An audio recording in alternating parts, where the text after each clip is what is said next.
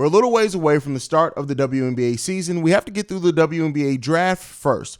But what we're going to do today is we're going to actually give some predictions for two players on the Chicago Sky roster, and we're going to continue doing that over the next couple of weeks. We're also going to go around the WNBA to talk about the news from around the W. We're going to get into all that and more right after this. Welcome to Chicago Sky Central, and here's your host, Haize. Welcome to another episode of Chicago Sky Central. I'm the host here, Haize. You can follow me right off the top at CEO Haize, at CEO Haize. And before we get into doing some predictions for Chicago Sky players this upcoming season, in which we're going to be covering Kahleah Copper and Rebekah Gardner in today's episode, we're going to first go around the WNBA to go around some news. And so Liz Cambage, who left the Los Angeles Sparks last season, who actually said that she's going to take some time away from the WNBA, has signed with an Israeli team. So, she signs. The center's going to be playing down there. I don't know what this means for her future, but, she said she was going to take some time away from the WNBA. Many had speculated, was Liz Cambage even going to come back to basketball as a whole? Was she going to focus on some other things? But looks like she is going back to basketball. She will be playing for an Israeli team. Maccabi is the name of the team she'll be playing with. And so we'll see what happens with her. She had some issues out in LA, it ended up her being discontent with her role and leaving the team, things like that. But she's going to be taking the court for an Israeli team, and we'll see what that means. She's played with international teams before. She's played in China, Australia, and New Zealand prior. So we'll see what this means. Could this be a path on the way back to the WNBA? Probably not this season, but maybe next season. We'll see. Liz Cambage is a player that can be a very talented player in the WNBA. I do think that, she's had a disappointing season, even when she did play for the Los Angeles Sparks last season. But we'd be crazy to say that she doesn't still offer any value for teams. It's just, I don't think teams want to deal with that drama. And so hopefully, her taking some time away, dealing with some mental health things that she said she had going on, rediscovering her love of basketball. Maybe we do see her back in the W at some point. But let's get into the next bit of news from around the W. Kelsey Plum is starting something that's called the Dog Class, and it's helping her try to bridge the gap with WNBA prospects before they join the WNBA. So, as many know, especially if you follow this sport, the WNBA has one of the quickest turnarounds from the collegiate season to the draft to their first professional season. They don't have the extended length of time that the NBA players have. For example, once an NBA player gets drafted, it's still about 2 or 3 months before the start of the season, and they go through summer league to kind of adjust things like that. The WNBA really doesn't have that. For example, for WNBA players, they play, and then they literally a couple of weeks after the end of the college basketball season, you're going to the WNBA draft. Look, let's go example. So the WNBA draft takes place 8 days after the finale of the NCAA championship game on April 2nd. And then after that, the draft picks who do end up having a roster spot on WNBA teams, which is a whole nother thing, that you have so many players that are drafted high in the WNBA draft that don't even have a spot on their team that drafted them. But then for that, after being drafted on April 2nd, you then training camp opens April 30th, and then you go to the start of the season on May 19th. That is the quickest turnaround in all professional sports of your collegiate season to your first professional season. And that's if you even make it on a roster. There are so many first round picks that don't actually stick with their roster. So it's tough. And so what Kelsey Plum is looking to do with her Dog Class is kind of bridging that gap. She's having a camp that is going to go on, and that it's going to be open to the top 9 right now collegiate players that are going to come into that class. Of course, she's going to be looking to grow it. It's a weekend camp. It's going to be in Las Vegas. It's going to be put on by Kelsey Plum, who just got married. Shout out to her, and Under Armour. And I'll say this, the WNBA needs things like this, and they need players that are, higher up in as far as the star power in the WNBA, which we already know the WNBA doesn't have much as far as star power overall, as far as being named, recognized outside of just people who love the WNBA. But it's good that one of the premier players in the WNBA is putting this on to try to bridge that gap. And hopefully as the WNBA, if it continues to grow in the way that they want it to grow, they can start spreading that out a little bit more. That is such a quick turnaround, and I'm sure it's hard. Kelsey Plum was talking about her own mental health issues and dealing with the turnaround and adjustment to the WNBA game. And that has seen even one player like her own, Alana Smith, who talked about how hard it was initially for her to adjust to her WNBA when her first stint there. player, and that's why she left the WNBA. So I do think having players that be advocate for the younger players coming in is highly important for the WNBA, especially in growing the game overall. So shout out to Kelsey Plum for what she's doing with that dog class. Hopefully it's successful. Hopefully we see it grow over time to where more players are involved in it as well. And we see that transition period happen for a little bit better of a timeline for WNBA players and prospects. All right, so let's get what we came here to do today. I'm going to be starting predictions for the 2023 season for players. I'm starting off at the top with Kahleah Copper today and Rebekah Gardner. I'm going probably our best player and then one of our best starter and the team that the player the team's pretty much built around at this point, and then going to probably who's going to be our premier player off the bench in Rebekah Gardner. So we're going to start off with Kahleah Copper. So just go over her numbers for last season. 15.7 points per game, which was the 13th best overall in the WNBA last season. 5.7 rebounds, 2.3 assists, and she did so on 48% shooting and 35% from three-point range.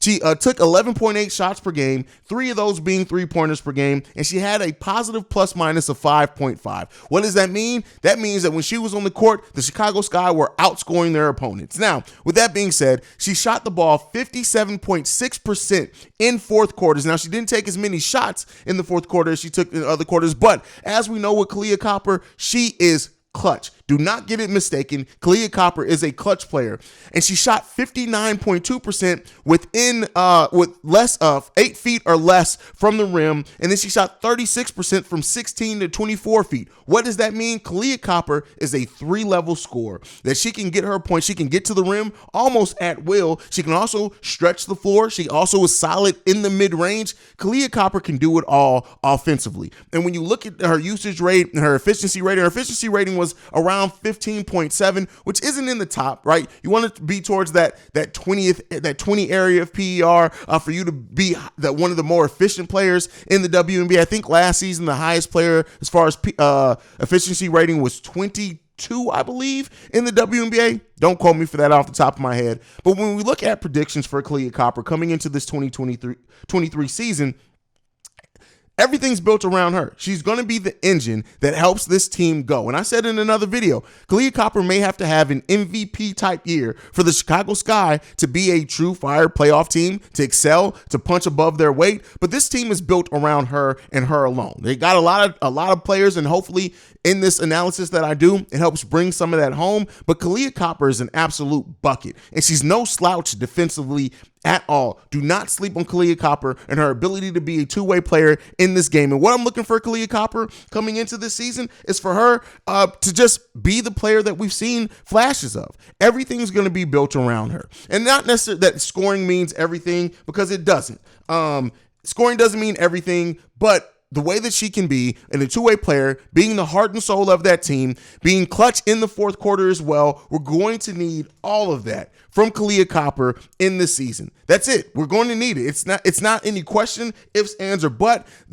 For a big portion, I don't want to say for the most part, but for a big portion, what Kahleah Copper does or does not do is going to be highly important to be able to see what type of success that the Chicago Sky are going to have. Kahleah Copper is at the forefront of that. She is now going to get the lion's share of the shot. She's going to get the lion's shares of the rotation. She's going to get all of that. Kahleah Copper this is going to be the season that we can tell, and we're going to look and say, what type of player is Kahleah Copper, that true franchise player that many of us believe and see that she can be.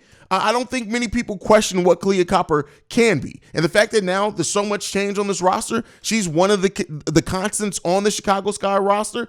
It's going to be important for her to step up and to be clutch, to be a leader, right? Her voice is going to be highly important to bring the Chicago Sky team together. And I will say this, early in the season, how she's willing to what parts of her game she's willing to sacrifice for these other players that are coming in, these new key pieces, not just rotational pieces, these new starters on the Chicago Sky team, for them to be successful early on, it's going to come by Kahleah Copper putting the team on her back, but also sacrificing some of her game to allow them time to get in rhythm. Marina Mabrey, we know that she can be an absolute bucket. I also think she can be a better distributor than what some of us realize, but it's going to be part of Kahleah Copper's role to empower Marina Mabrey, to find her balance with her, Courtney Williams, Isabel Harrison, all of that. We have a talented team. We have a team that I think is going to dazzle some people, especially some people who don't necessarily know the names that we brought into this team, that don't necessarily watch a bunch of WNBA games, that are more Sky fans than WNBA fans. I think we're going to surprise some people. But a lot of it comes down to what Kahleah Copper is able to do. Right? She is the constant. She is now the player. And I think we saw that even with Candace Parker in that finals run, Kahleah Copper was it for us. So Kahleah coming into the season, having everything built around her to help suit her skills, we're definitely going to be looking for her to step up. I'm not going to give any predictions on averages, things like that, because we'll see how that takes place and take shape over this team coming together. But what Kahleah Copper offers this team is not anything that is replaceable. Kahleah Copper is the franchise player of the Chicago Sky. Kahleah Copper is our best player. Kahleah Copper is our most clutch player. Kahleah Copper is all these things. She's the one who's going to be electrifying. She's the one who's going to get the crowd in the game, and she's going to have to take that leadership role seriously. Not to say that she hasn't. There hasn't been any questions about that. But how she molds herself in this leadership role with this team now being built around her is going to be hugely important for the success that the Chicago Sky have in this season. But let's talk about the next player up. Rebekah Gardner, 31-year-old rookie last season for us, came in, had averages of 8.4 points per game, 3.3 rebounds, 1.3 assists, and 1.4 steals. She was 14th overall in the WNBA in steals, and she was coming off the bench. She shot 54% overall from the field and 35% from three-point range. She only got 6.1 shots per game. And considering Azra Stevens is gone, Allie Quigley's gone, and we're kind of going to see how that bench unit takes shape, Rebekah Gardner is probably in line to be a sixth woman of the year this year in what she's able to do. And what's the expectations from Rebekah Gardner?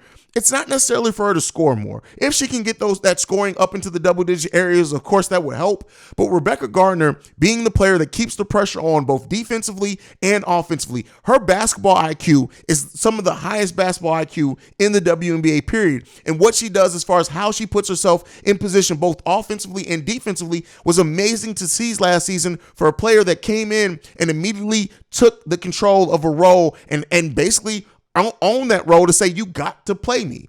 And so I'm glad to see her back. And I think her coming off the bench she's going to be kind of the focal point off the bench, at least projectingly wise. And she's going to get a lot of shots. I think we're going to see where she had 6 shots per game last season. I think we're going to see her get anywhere between 8 to 10 shots easily this season. And I think she's going to shoot the ball effectively there. I want to see her be a little bit more effective from three-point range, even though 35% from three is not bad at all. I want to see her take a little bit more of that. And I also want to see her rebound the ball at a better rate. There are a lot of times where she boxes out well, she gets that. But again, rebounding wasn't necessarily her role when we had Ema Mieseman, Candace Parker, other players on there. Rebekah Gardner can play probably 3 positions for the Chicago Sky. And those 3 positions are going to be key. She's going to be the glue person for the Chicago Sky in many ways next season. And what she's able to do with her game, and her game can fit really in any type of rotation on any type of roster. That's just how good Rebekah Gardner is. So what I'm looking for from her, I'm really looking for her to be one of the best bench players in the WNBA this season. And not necessarily, again, that doesn't mean scoring the most. It means best two-way. The defense that she's able to bring, the rebound she gets, the momentum-changing plays that she made all last season. We're going to need to see that at an even higher rate next season for Rebekah Gardner as well. So these are 2 players that my expectations are extremely high for, and I think they're going to live up to those expectations. But you guys can let me know what you guys think down below. You can let me know what you think on any other player. I'll also tell you how to get in your voicemails and thoughts, because I want to hear from you guys on this as well. But make sure you're following the show at Chicago Sky Pod on every social media platform. You can send us any feedback, questions, comments, concerns, ChicagoSkyCentral@gmail.com. And then lastly, if you want to leave a text message and our voicemail so you can be part of the mailbag episodes, 773-270-2799. You can also leave a comment on the YouTube. Just put mailbag in front of your comment so I can search it and find it. But that's it for me for today. Make sure you can follow me personally at CEO Haize. But that's it for us for today, man. Thank you for being the best part of this channel as we continue to grow and march towards the WNBA season. And I'll see you guys the next time I go to Skytown. Peace, y'all. This has been a presentation of the Break Media.